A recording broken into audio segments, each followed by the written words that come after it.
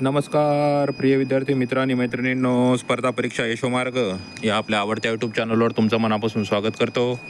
मित्रांनो, या 5-6 महिन्यामध्ये मला तरी वाटतं महाराष्ट्रामध्ये ज्या सर्वात जास्त गोष्टीची वाट बघण्यात आली असेल तर ते होतं मित्रांनो विथ इंटरव्ह्यू. पवित्र पोर्टलची जी शिक्षक भरती होती याचं विथ इंटरव्ह्यूची यादी. मला तरी वाटतं गुगल केलेलं किंवा पवित्र पोर्टल हे शब्द सर्वात जास्त सर्च झालेले असतील आणि त्यातलं विथ इंटरव्ह्यू राऊंड. तर मित्रांनो, तुम्हाला माहिती आहे काल रात्री 7:40 म्हणजे जवळपास 7:30च्या दरम्यान ही यादी आलेली आहे. तुम्ही यादीमध्ये आपले नाव बघितले असतील. काहींची निवड झाली आहे, काहींची नाही झाली आहे. तर ज्या माझ्या भावा बहिणीचं मित्रमैत्रिणींचं सिलेक्शन झालेलं आहे त्यांना मनापासून, हृदयाच्या अंतःकरणापासून खूप खूप त्यांना शुभेच्छा. तुमच्या पुढील वाटचालीस पण हार्दिक शुभेच्छा. आशा करतो की तुम्ही चांगला इंटरव्ह्यू डेमो देऊन बाकी गोष्टी, नकारात्मक ज्या गोष्टी आहेत त्या बाजूला ठेवून आपलं सिलेक्शन कसं होईल फक्त यावर फोकस करून. कारण की एक्सक्यूज कोणताही देऊ नका मित्रांनो की माझा इंटरव्ह्यू चांगला झाला नाही आहे, माझा डेमो चांगला नाही झाला आहे. कारण की पैसा तर चालणार आहे, सर्वोपरी आहे. म्हणजे सर्व काल सत्य आहे किंवा काळ्या दगडावरची पांढरी रेघ आहे की पैसा तर भरपूर ठिकाणी चालणार आहे, पण काही काही ठिकाणी चालणार सुद्धा नाही आहे. हे पण तेवढंच खरं आहे. कारण की 2017च्या भरती प्रक्रियेमध्ये भरपूर ठिकाणी काही काही मुलांचं डायरेक्ट सिलेक्शन झालेलं आहे. तर काल मुलाखत यादी लागली. भरपूर प्रश्न, प्रत्येक भरती प्रक्रिया मित्रांनो काही ना काही प्रश्न सोबत घेऊन येत असते. तशी ही भरती प्रक्रियासुद्धा भरपूर प्रश्न सोबत घेऊन आली. आणि काल जी यादी लागली त्या यादीमुळे भरपूर भयानक प्रश्न मुलांच्या मनामध्ये, ज्यांची निवड झाली नाही अशांच्या मनामध्ये आले. पहिली गोष्ट, पहिला प्रश्न आला की जो टॉपर तो या भरती प्रक्रियेमध्ये कसं काय, हा एक प्रश्न आला. त्याच्यामध्ये काही काहीचं 60 मार्कावर सुद्धा, 70 मार्कावर सुद्धा सिलेक्शन आहे. काहींचं 120 असून सुद्धा सिलेक्शन का नाही, तो प्रश्न. त्याच्यानंतर 4,800 जागा होत्या, एकाच 10 रेशो होता. मग जवळपास एवढे मुलंच कमी का घेतले, कारण की 7,800 मुलं का घेतले. त्याच्यानंतर प्रश्न आहे की काही ठिकाणी जागा होत्या पण मुलंच कॅन्डिडेट रिकमेंडेशन का नाही केलं, कारण की एक जागा होती पण तिथं पण 0च कॅन्डिडेट आहे, असं का झालं. तर तुम्ही आता बाकीचे प्रश्न येऊ शकत नाही, कारण एका जागेसाठी एक मुलगा आहे, काही जागेसाठी 2 मुलं आहेत, काही जागेसाठी 10 आहेत. कारण की तुम्हाला माहीत होतं मित्रांनो, एका मुलाला मॅक्झिमम 10 प्रिफरन्स देता येणार होते आणि मार्कानुसार, कट ऑफनुसार त्याला कोणाला 2 आले, कोणाला 3 आले, कोणाला 1 आले, असे प्रश्न भरपूर तुमच्या मनामध्ये आले. पण प्रश्न आहे की भरपूर ठिकाणी बघा, काही ठिकाणी तुम्ही बघू शकता की एका जागेसाठी एकच मुलगा आलेला आहे, एका जागेसाठी 2 मुलांना प्रिफरन्स दिलेले आहे.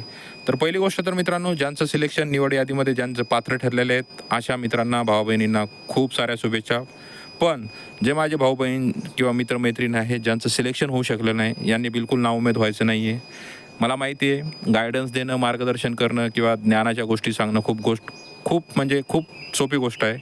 पण आता जे अपात्र झालेले आहेत की ज्यांचं सिलेक्शन झालेलं नाही आहे, तर ते काय काय फील करत असतील किंवा ते कोणत्या संकटामध्ये असतील, ह्या गोष्टी मी सुद्धा फील करू शकतो. ह्या कंडिशनमधून मी पण गेलेलो आहे. तर अशा माझ्या भाऊ बहिणींना मी सांगतो की तुम्ही टाईम घ्या, तुमची वेळ घ्या.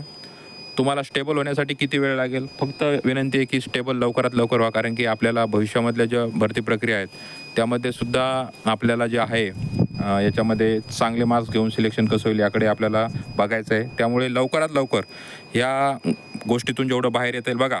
टेन्शन घेऊन आपलं निवड यादीमध्ये नाव येणार आहे का? नाही येणार आहे. टेन्शन घेऊन जर तुमचं निवड यादीमध्ये नाव येणार असेल, तुमचं सिलेक्शन होणार असेल, तुम्ही बिनधास्त टेन्शन घ्या. पण असं काही होणार नाही आहे. त्यामुळे टेन्शननं, नकारात्मक गोष्टीनं फक्त नकारात्मकताच येते माणसाच्यामध्ये. त्यामुळे पॉझिटिव्ह राहा. कारण की आता या वीकमध्ये जवळपास TETचं नोटिफिकेशन येईल मित्रांनो. त्याच्यानंतर जे TET पास आहे त्यांना तर टेन्शन नाही, पण डिसेंबर-जानेवारीमध्ये टेट येणार आहे मित्रांनो, 3rd टेट. तर त्याची प्रिपरेशन चांगली करा. 4-5 महिने आपल्याकडे आहे, त्या दृष्टिकोनातून अभ्यास ठेवा. आणि दुसरी गोष्ट, आता तुमचे जे प्रश्न आहेत बघा, त्यामध्ये असं आहे की कॅन्डिडेट त्यांनी बरोबर घेतले. एक अपेक्षा होती की कॅन्डिडेट जे आहेत मित्रांनो हे 20,000 कॅन्डिडेट घेतल्या जातील. पण तुम्हाला माहिती आहे एका जागेसाठी रेशो जो होता मित्रांनो, एका जागेसाठी 10 कॅन्डिडेट बोलवणार होते. काही ठिकाणी 2 आले, काही ठिकाणी 3 आले. बघा, समजा ABCD हे कॅन्डिडेट आहे, यांना संस्था 1 2 3 4 आलेलं आहे. काय झाला, A हा 4 ठिकाणी गेला, Bसुद्धा ह्या 4 ठिकाणी गेला, Cसुद्धा 4 ठिकाणी गेला. त्यामुळे काय झालं, संख्या जी होती मित्रांनो, जे म्हणजे मुलं करत होते की 20,000च्या जवळपास कॅन्डिडेट येतील, तर असं काही झालं नाही आणि फक्त 7,805 कॅन्डिडेटच बोलवण्यात आले. म्हणजे तसा डायरेक्ट रेशो पाहायला गेला तर 1-2 पण नाही. काही विचार करतील आले 4,800 जागा आहेत, जवळपास, आणि कॅन्डिडेट तर 7,800च घेतले. म्हणजे एका जागेसाठी 2 पण रेशो घेतलेला नाही का? नाही मित्रांनो, एका जागेसाठी 10चा रेशो तो आहेच. पण काय झालेलं आहे की भरपूर कॅन्डिडेट जे आहेत तर त्यांना कोणाला 10 संस्था आल्या, कोणाला 9 संस्था आल्या, अशा गोष्टी झालेल्या आहेत. आता बघा, आता इथं तुम्ही बघू शकता बघा, इथं बघा एकाच 10, इथं समजा बरोबर घेतला, एकाच 10 घेतले, इथं 10 घेतले, इथे 10 घेतले, इथं 2 जागेसाठी 20 घेतले. पण बघा एकाच 2 हा रेशो बघू शकता तुम्ही. एकाच 2 आलेला आहे, काही ठिकाणी एकाच 8 आलेला आहे. तर झालं काय मित्रांनो, की तुम्ही जसे प्रिफरन्स देता, आता प्रिफरन्समध्ये काय होतं, काही मुलं काय करतात, धुळे, नंदुरबार, गडचिरोली, भंडारा, वर्धा त्या साईडला जाण्याला काही काही मुलं माहिती नाही का, म्हणजे आदिवासी असल्यामुळे किंवा काय, पण थोडंसं प्रिफरन्स देत नाहीत. मोस्ट ऑफ प्रिफरन्स काय असतात लोकांचे, की पुणे, संभाजीनगर, त्याच्यानंतर नगर, बरोबर, त्याच्यानंतर नाशिक, नागपूर, म्हणजे तालुका जिल्ह्याच्या ठिकाणी भरपूर प्रिफरन्स देतात. आणि त्यामुळं काय होतं, की जे विद्यार्थ्यांचं प्रमाण तिथं जास्त असतंच, आणि त्यामुळं तिथली कट ऑफ जी आहे ती काही काही ठिकाणी हाय गेलेली, कुठे 127 गेली, कुठे 124, कुठे 122. आता तुम्ही बघू शकता ज्या स्नेहल पाटील आहेत, त्यांना 172 मार्क्स आहेत, ते पण या राऊंडमध्ये आलेले आहे. त्यांचं झेडपीमध्ये सिलेक्शन झालं नसेल का? जर ते 1 ते 5 साठी पात्र असतील तर त्यांचं 100% झेडपीमध्ये सिलेक्शन झालेलं असेल. आणि जर त्यांना तिथं करायचं नसेल किंवा पात्र नसतील तर इथं ते आलेले आहेत. भरपूर ठिकाणी आता प्रश्न आहे की ऑप्टिंग आउटचा भरपूर जणांनी पर्याय निवडलेला नाही, त्यांचेसुद्धा नाव इथं आहेत असं बोललं जातं. त्याच्यानंतर त्यांचं ऑलरेडी सिलेक्शन झालेलं आहे, ते पण कॅन्डिडेट इथं आहेत, तर ते येऊ शकतात मित्रांनो. कारण की ज्यांना झेडपीला करायचं नसेल तर त्यांनी याच्यासाठी जर थांबले असतील ते संस्थेसाठी, तर असे कॅन्डिडेट येऊ शकतात, कारण की त्यांना आपण मनाई करू शकत नाही. तर असे कॅन्डिडेट इथंसुद्धा आलेले आहेत की ज्यांना झेडपीवर करायचं नव्हतं, ज्यांना संस्थेवर काम करायचं होतं. कारण की पगारीमध्ये खूप फरक पडतो मित्रांनो, आणि पात्र जर असेल तर भरपूर जणं करतात ह्या गोष्टी. तर बघा एकाच 2 आहे. आता काही काही ठिकाणी तुम्ही बघू शकता बघा, इथं तुम्ही बघू शकता आता एक जागा आहे बघा इथं, आणि व्हॅकन्स बघा, number of candidate eligible for recommendation किती आहेत? 0. म्हणजे इथं काय झालं, ही जी संस्था होती बघा, आता ही जी श्री शिक्षक विकास मंडळ ही जी संस्था आहे समजा, इथं काय झालं मित्रांनो, की एस टी जो आहे मित्रांनो, एस टी येणे म्हणजे काय, एस टीमधला ओपन जो आहे मित्रांनो, जनरल एस टीमधला तो गेलेला आहे तिथे. तर त्याच्यामध्ये एक जागा होती, पण काय झालं, कोणत्याच कॅन्डिडेटना हा प्रिफरन्स त्यांच्यामध्ये दिला नाही. त्यामुळे इथं काय झालं, कोणीही रिकमेंड झाला नाही. बघा इथं कदाचित एक असता तर याचं डायरेक्ट सिलेक्शन झालं असतं. बघा इथं एकाच 3 बोलवलेले आहे समजा, एका जागेसाठी 3, इथं 74 कट ऑफ गेलेला आहे, बरोबर. इथं 127 कट ऑफ गेला बघा, हाय गेला इथं. आता सर्वात महत्त्वाचं आहे बघा, इथं सगळ्यात मोठा गोळ आहे बघा, हा कोणतं आहे बघा, हे श्री गुरुदेव कृष्णश्राम धार्मिक धर्मदया ट्रस्ट आहे बघा. हे धार्मिक VA ट्रस्ट, धर्मदया ट्रस्ट आहे मित्रांनो हे. ओके, आता इथं तुम्ही बघू शकता, इथं एका जागेसाठी एक कॅन्डिडेट रिकमेंड झालेला आहे. हा आहे नॉन PH 80 मार्कावालासाठी बघा. सब्जेक्ट काय, सायन्स आणि मॅथ. आता याची इथे जाण्याची तयारी होती, बाकीच्यांची इथं तयारी जाण्याची नसेल, एकच कॅन्डिडेट आला. आता याला बघा, इंटरव्ह्यूमध्ये याला 10 मार्क, 12 मार्क, 15 मार्क जरी दिले, इंटरव्ह्यूमध्ये मार्क तर देणंच आहे. म्हणजे हा कॅन्डिडेट मित्रांनो, याचं डायरेक्ट सिलेक्शन होणार आहे. तुम्ही लिहून घ्या, याचं डायरेक्ट सिलेक्शन होणार आहे. आता आपण फक्त हे बघा, 9,137 काहीतरी समथिंग पेजेस आहेत. आपण तर एवढं 9,500 पेजेसचं विश्लेषण करू शकत नाही. त्यामुळे आपण विश्लेषणासाठी हे पेजेस घेतलेले मित्रांनो. स्टार्टिंगचेच 50-60 आपण जे बघितलं त्याच्यामध्ये, की एका जागेसाठी एकच मुलगा पात्र झाला. मग तुम्हाला सर कसं काय 80च मार्क आहेत, मग 85वाला आपण 90वाला तिथं का नाही सिलेक्ट होऊ? कारण की त्यांनी तो प्रिफरन्सच दिला नाही ना, त्यांनी तो प्रिफरन्स दिलाच नाही, तर त्यांचं रिकमेंडेशन तिथं होणारच नाही. प्रॉब्लेम हाच झालेला आहे. सर्वांनी काय केलं आहे, की सर्वांनी जवळचे जिल्ह्याचे ठिकाण, तालुक्याचे ठिकाण, किंवा आपल्या प्रॉपर जिल्ह्यातलं वैयक्तिक जिल्हा आपला आहे किंवा आसपासचा जिल्हा आहे, अशामध्ये प्रिफरन्स दिले. आणि काही कॅन्डिडेट ह्या बाबतीत हुशार असतात बघा. हा 80 मार्कावाला होता, याला माहीत होतं आपण पुणे, मुंबई, कोल्हापूर, सातारा इथं आपलं सिलेक्शन होऊ शकत नाही. हा हुशार भरला बघा. शिक्षण किंवा डिग्री कधी कधी कामी पडत नाहीत, कधी कधी हुशारी कामी पडते. याने हुशारी केली. हा जो मुलगा आहे मित्रांनो, हा हुशार होता, आणि हा हुशारीमध्ये बघा, नाहीतर हा 80 मार्कावर बघा. इथंच तुम्ही दुसऱ्यांची कट ऑफ बघू शकता, याच ठिकाणी तुम्ही दुसऱ्यांची कट ऑफ बघू शकता की काय झालेलं आहे बघा. दुसऱ्यांची कट ऑफ बघा तुम्ही, 120, 114, 100 मार्क अशी गेलेली. पण याची गेली का तेवढी नाही, याची 80वरच का राहिला, की हा फक्त एकच कॅन्डिडेट इथे झाला.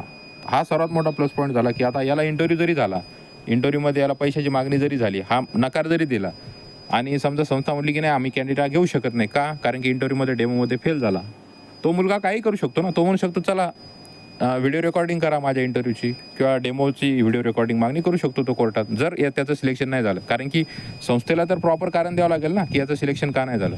आणि असं तुम्ही 9100 पेजेसमध्ये मी तरी सांगतो की 9 तरी मुलं अशी असतील की तिथं जागा एक आहे आणि रिकमेंडेशन एकाच मुलाचं झालेलं आहे. म्हणजे अशा मुलांची डायरेक्ट थेट निवड होणार, याच्यात कोणताही वाद नाही. तुम्ही ही गोष्ट लक्षात ठेवा. ज्या जागेसाठी एकाच 2 मुलं आहेत तिथंसुद्धा कॉम्पिटिशन होऊ शकते. चला बाबा एकाच 2 आहे तर मग तिथं पैशाची मागणी होऊ शकते की दुसरा 10 लाख देतो की दुसरा 11 देईल समजा, तिथं काहीतरी होऊ शकतं. पण ज्या ठिकाणी एकाच एक जागा आहे अशा ठिकाणी रिकमेंडेशन एका जागेसाठी एक झालं, त्यांची थेट निवड होणार आहे. आणि सर्वात मोठा प्रश्न आणि सर्वात मोठं उत्तर सांगतो मित्रांनो, 9100 जे पेजेस आहेत, ज्या मित्रांची निवड झालेली नाही त्यांनी शेवटपर्यंत हे पेजेस बघा, एक ना एक पेजेस बघा. आणि ज्या ठिकाणी एक जागा आहे पण तिथं कॅन्डिडेट आला नाही, ज्या ठिकाणी एकाच एक रेशो आहे अशा ठिकाणच्या संस्था तुम्ही पेजवर लिहून घ्या. ज्या ठिकाणी जागा होती पण कॅन्डिडेट आला नाही, ज्या ठिकाणी एक जागा होती फक्त एक कॅन्डिडेट आला, अशा संस्था तुम्ही हे 9100 पेजेस, तुमचे भली निवड झाली नाही, तुम्ही दुःखात आहेत, अपात्र झाले आहेत, पण पेजेस घ्या, वेळ द्या आणि ह्या गोष्टी करा तुम्ही. कारण भविष्यामध्ये दुसऱ्या कोणत्या संस्था टाकू नका. तुम्ही म्हणता सर तुम्ही डायरेक्ट ओपन सिक्रेट केले. अरे ओपन सिक्रेट केलं तरी चालतं, कारण कोणती गोष्ट सिक्रेट नसती. तुम्ही ह्या संस्था स्वतः काढा की बाबा इथं जागा असून सुद्धा इथं कॅन्डिडेट आले नाही, म्हणजे आपल्याला पुढच्या वेळेस ह्या संस्था तुम्ही टार्गेट करून ठेवा या संस्था की या ठिकाणी आपल्याला जाते. बघा नोकरी कुठेही करा, मी माझ्या गावापासून 600 किलोमीटर दूर नोकरी करतो. मी गावाकडे महिन्याला येतो किंवा 15 दिवसाला येतो. बघा जॉब असो, जॉब कुठेही असो, लोक कारगिल दुसऱ्या देशात जाऊन जॉब करत आहेत, याच्यावर जाऊन सरहद्दीवर जाऊन जॉब करत आहेत. एवढी तर अवघड आपली जॉब नाही आहे. आपण तर 4 भिंतीच्या आत राहून दिवसभर ड्युटी करून नाईटला घरी असणारे माणसं आहेत. त्यामुळे कुठेही ड्युटी करण्याची मानसिकता ठेवा. आणि ज्याची मानसिकता नाही नाही मला होम जिल्हाच पाहिजेत, मला हेच पाहिजे तेच पाहिजेत, त्यांचा माइंड जो असेल तो त्यांना लक लाभ. पण ड्युटी कुठेही करण्याची तयारी ठेवा आणि समोर येणाऱ्या भविष्याच्या दृष्टिकोनातून अभ्यास करा. आता भरपूर कॅन्डिडेट सेकंड फेज, अपात्र, पात्र, गैरहजर काय असतील याच्या भरोश्यावर राहण्याबद्दल बिलकुल नाही आहे. पण तुम्ही अभ्यास करू नये असं मला म्हणजे हे नाही. तुम्ही अभ्यास करा, तुम्ही त्या गोष्टीवर राहा. तुम्ही रोज 1 घंटा बघा, आली का यादी, पात्र अपात्र याच्याविषयी काय अपडेट आहे ते बघत राहा.